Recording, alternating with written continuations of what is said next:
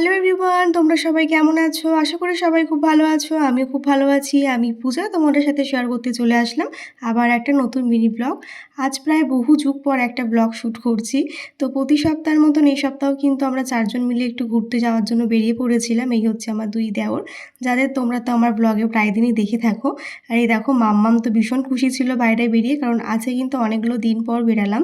তো আজকে প্রথমেই চলে এসেছিলাম হচ্ছে তোমার দাদাভাইয়ের গাড়ির একটা কাগজ ফেল ছিল, মানে ইন্স্যুরেন্স ফেল ছিল, সেটা এখানে করানোর জন্য। তো এখান থেকে সেটা করলো। তারপরে কিন্তু চলে আসলাম সোজা মার্কেটে একটু শপিং করার জন্য, কারণ আমি রিসেন্টলি যাব হচ্ছে বাড়ি প্রায় ৭ মাস পর।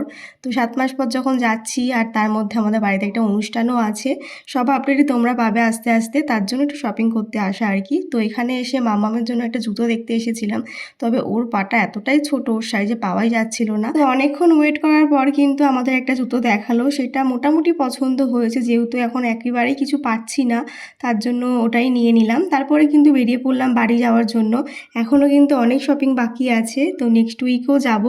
যাই হোক, তারপরে কিন্তু চলে আসলাম বাড়িতে। আর এত গরম পড়েছে যে কি বলবো, আজকে বেড়াতে বেড়াতে অনেকটা লেট হয়ে গেছিলো, অনেকটা রাত্রিও হয়ে গেল বাড়ি ফিরতে ফিরতে।